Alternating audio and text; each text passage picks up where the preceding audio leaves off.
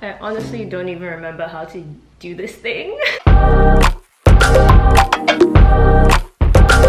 guys, it's me, Tori, and we're finally back again with another episode of The Booze Barbie. Now, I haven't posted a video in a hot ass minute. Literally, I can't even find my tripod, so I'm here recording this video like in my kitchen, on the kitchen table, just because I'm so determined that I must get this video out tonight. Spoiler alert, the video did not come out tonight. Is like how did I lose my tripod? But anyways, I've been gone for so long for a multitude of reasons. I was in Nigeria, there was no Wi-Fi to post my videos. Chelsea being Chelsea, you know, I haven't got very motivated to make videos, as well as the fact that I'm also moving out to this and I've been very busy with my law stuff, so like it's been a lot. Okay, so Happy New Year. So I just decided to turn on the camera and record because I think that it's just time that like I checked in with everyone and just come back and talk, which is why I have a relatively serious video for you today. And I have an announcement to make. Yeah, I'm no longer a Chelsea fan. It's honestly for a multitude of reasons, but I honestly just feel like the Chelsea that we see now is just not the Chelsea that I grew up with, and I feel like the club is just gone, like it's not the same. And you know how I said that with a straight face? Psych, that's not true. Like, if I'm not a Chelsea fan, it means I am no longer on this earth. I am no longer breathing. I bleed blue till I die. That being said though, I feel like there is a lot to talk about with Chelsea. So I haven't said anything since October. I've just been keeping quiet and watching. So I'm going to give you my reasons as to why Chelsea has changed. So I'm going to do this in 3 parts, right? We're going to talk about 3 different categories of people: the owners, the manager, the players, because I feel like all 3 have a part to play in this. So I'm gonna go in order, okay? And by the way, this is off rip. I have no notes. I'm just here chilling, talking. So like, yeah, if you don't like this video, don't, like all of you guys on FT, don't clip anything I say and then post it. Like, no, you guys begged me to rant. Here we are. So let's get into it. Firstly, the ownership. Todd Bowley, Claire Lake, Egbali, whoever you are. Okay, all of them. If you happen to come across this video, listen up and listen very well. I never wanted them to be our owners. Like when we were even doing the auction process, I was always very wary of them, simply because Claire Lake, the majority owner, is a private capital firm, and as a lawyer I know what that means. Essentially, they buy assets, buy businesses, and essentially want to increase their value so that they can, you know, sell them for a profit, keyword being profit, in 5 to 7 years time. That's literally what private equity is all about, right? So that is not the best way to, like, that's not the best sort of model for a football club, because, you know, football clubs are not just about value. And you know, when I see like clubs like Manchester United that were like, you know, the biggest and best club in the entire world at a point, going to being what they are now because of some fat people in a boardroom wanting to increase the club's profits, it made me scared. Okay, it made me very, very scared, because I don't want that for my club. I want us to be the best always. I feel like now, even though they've been here for close to 2 years now, I'm seeing exactly what I thought would happen, essentially. Like, they don't, it's not like they don't care about on-pitch success, because at the end of the day, on-pitch success will definitely translate into the financials, right? We, like, look at Madrid, for example, you know, or even Manchester City. Like, their financials are starting to like really look really good, just because they've been winning shit. I've been starting to see like the board not only care about profit, but like they care about profit a lot. Like when I read about the stuff with the journals and when they talk about the ownership, they talk about how, you know, they saved money on this, they want to make a new stadium so that they can make more match day revenue. They want to get a new sponsor so that they can make more revenue. It's always about the money, dinero. Where is it going to be about the footy? Because I feel like you don't care enough about the footy. That is my big issue here. And even the way the decisions that they make, it shows that they don't care enough about footy. Like, one, when they first came in and they were hiring a bunch of people, I was expecting us to, you know, be poaching our sporting director from a Madrid or a City or a Liverpool. You know, you want to poach from people that are better than you so that you can be in that bracket of people. Tell me why all the people that are poaching are from Brighton.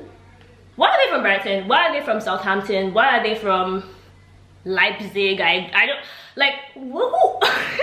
Why are you poaching from people that are literally worse than us, and then you're now surprised when we shrink down to their level? Come on. And you know, the thing is, they keep on saying that, oh, it was a smart business move. But is it the smartest? I know that, like, getting someone from City would probably cost you more money. You'd have to buy them out of their contract. You'd have to, you know, give them a bonus and incentive to make them stay, and you're competing with a City that is literally backed by, I don't remember, some royal family. But anyway, it doesn't matter, because at the end of the day, you want to be them, but you're not putting in the work to be them. You're not putting in the dollars to be them. You want to take the cheap way out. And I don't like that, because it is now showing itself on the pitch. Abramovich's Chelsea had a lot of issues here. I'm not going to say that it didn't. But at the end of the day, one thing we had was clear structure. Okay, there was a clear hierarchy. You know, nothing at Chelsea ever went through without Marina. But now at Chelsea, I feel like we don't have that certain, okay, it's this or this or this or this. I feel like there are too many cooks. We have Todd literally making decisions, like Bali trying to fly over to different countries to go and pick up players.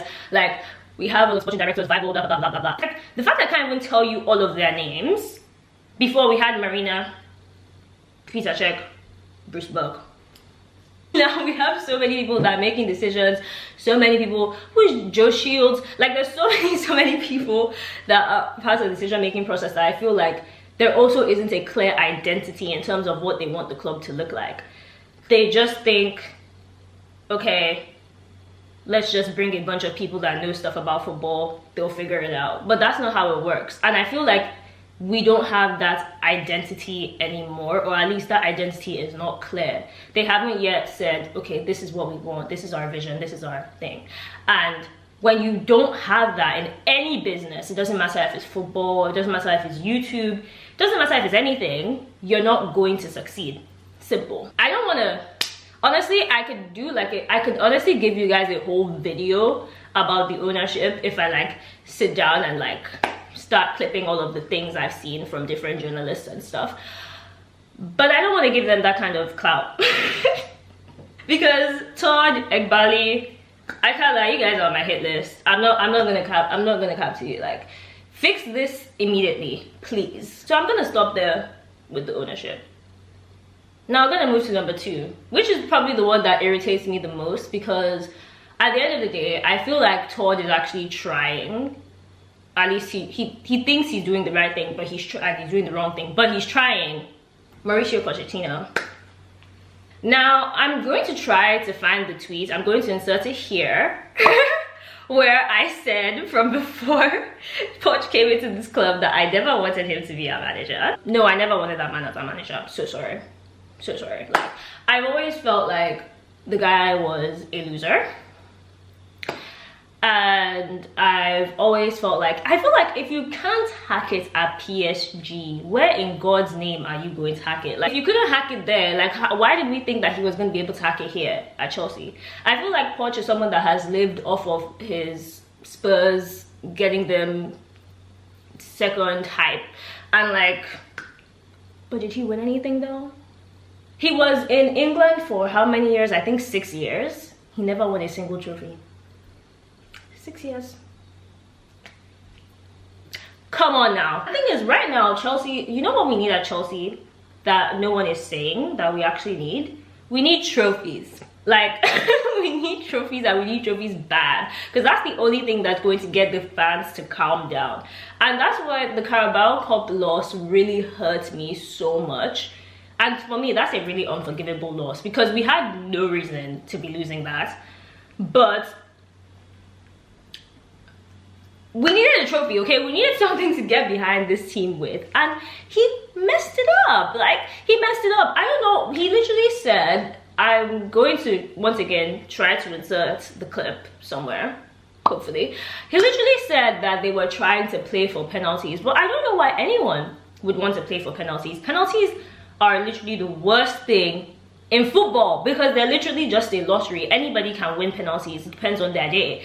So I don't know why he would want to do that, especially with a Liverpool team that was, at that point, it was a bunch of kids. It was a bunch of kids. I know Chelsea are a bunch of kids too, but like, they are a bunch of kids with no experience. So we could have definitely gone for the win. I don't know why we decided to step it down. And there's just so many things that Poch does that, like, I don't even understand why he does them. We were playing well in preseason. Nkunku gets injured, and then he decides to change our entire formation based off of one person getting injured. Like, come on, it's not making sense. And then the formation wasn't working, and he kept on using it even though it wasn't working. And I'm not gonna say that like we've been terrible all season. Like, the stats show that we should be closer to 5th. So like, it's clear that we're not playing terribly, but the problem is we're not getting results. And like, I don't think that can be down to anybody else but the manager. At the end of the day, Chelsea has always been built on, at least the Chelsea that I grew up with, had always been built on managers being pragmatic. That's why your Mourinho's, your Ancelotti's, your Tuchel's, they were the ones that did well at Chelsea, and your Conte's, they were the ones that did well at Chelsea because they knew when to switch things up when it wasn't working. They always had an idea that they could pull out of their pocket to make sure that, like, okay, if it's not working, blah, blah, blah, blah, blah, blah, blah. Cool. Poch's in-game management is terrible. One of the worst that I've ever seen at the club. I don't know what else to say, to be honest. Like, I just feel like he's run out of ideas.